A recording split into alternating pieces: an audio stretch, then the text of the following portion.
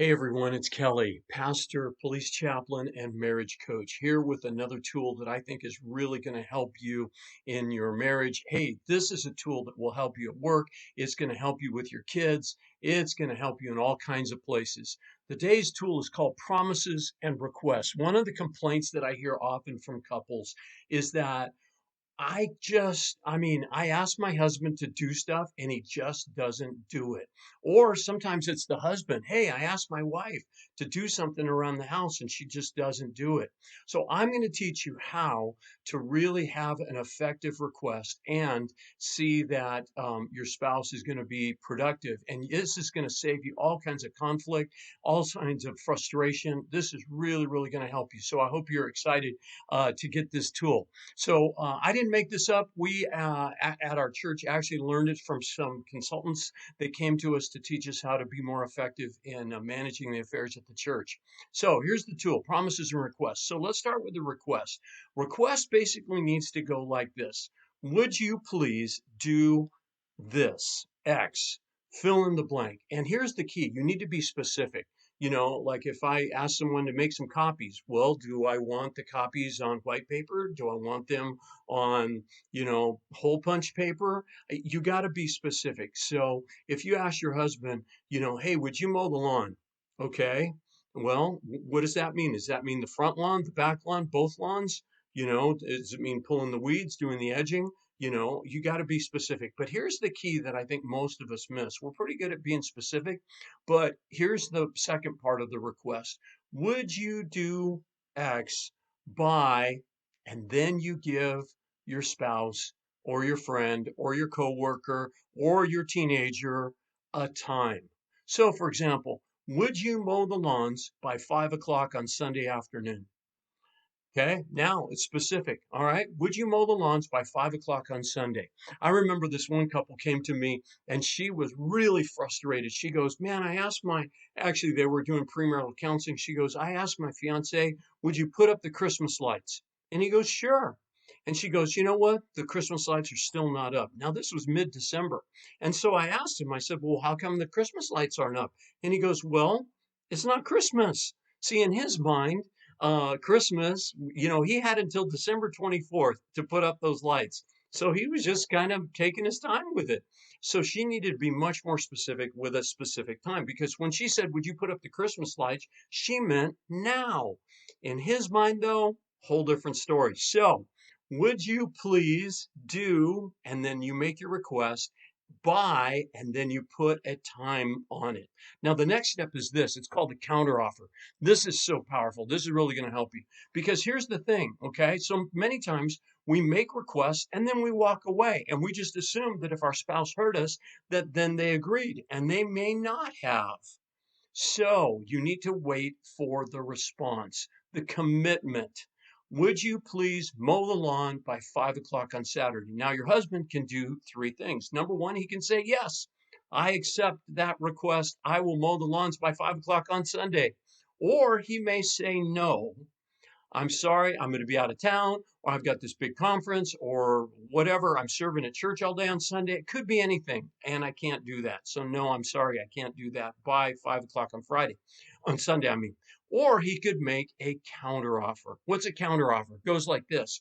Well, I can mow the front lawn by Sunday at 5 o'clock, but not the back because I guess just got too much going on this weekend. Or he could say, I'll mow the front and the back lawn, but I can't do it by Sunday. I'll do it by Monday at 5 o'clock because I've got some time on Monday to do it. Okay. So on the counter offer, you're either changing the scope of the work, i.e. front and back lawn or front lawn only or back lawn only, or you're changing the time. Now, you may say, oh, Pastor Kelly, that sounds great, but my husband still isn't the kind of guy that's going to follow through on these things. What can I do? Well, two things. Number one, once you make a counter offer. Oh, by the way, let me go back to the counter offer. When your spouse makes a counter offer, you need to accept it.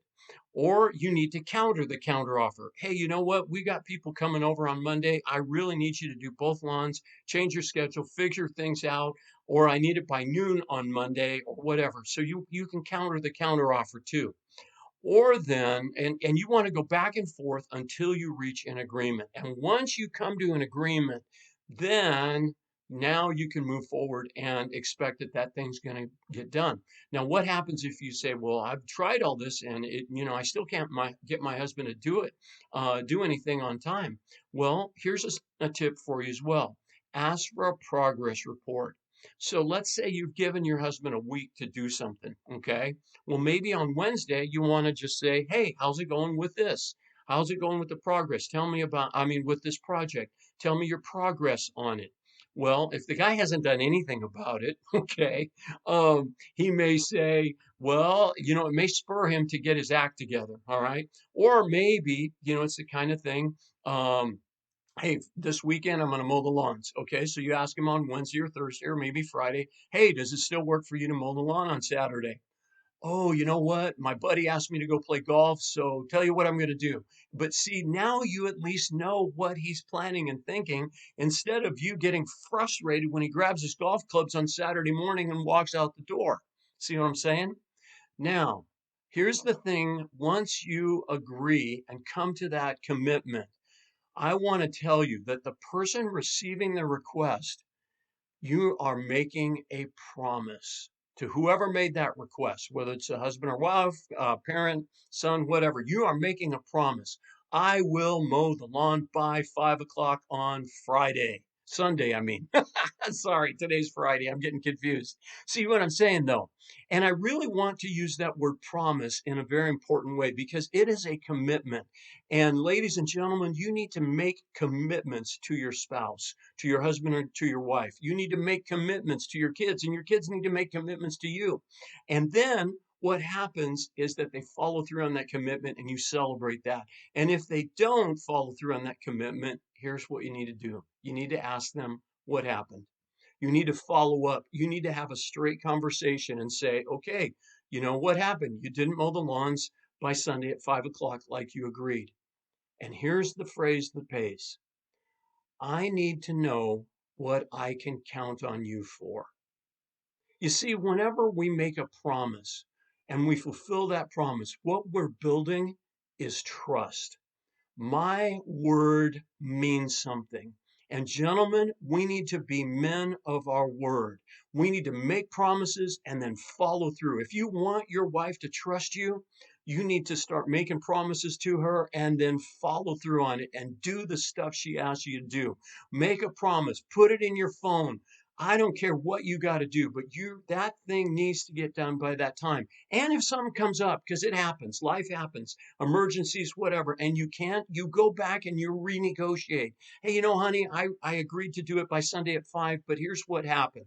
I got to go fix the car. I got to take, whatever the issue might be. But you go back and renegotiate. You're upfront about it. You don't just blow it off and just say, oh, well, she won't care or it's no big deal. No, it is a big deal.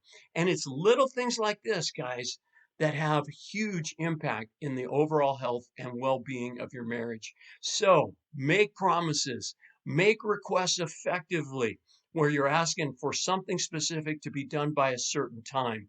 And watch how just these two little tools will change and make your relationship, your marriage, a lot better. God bless you. Hope you enjoyed this. Hope this is helpful for you. Let me know if there's anything else I can do for you. God bless.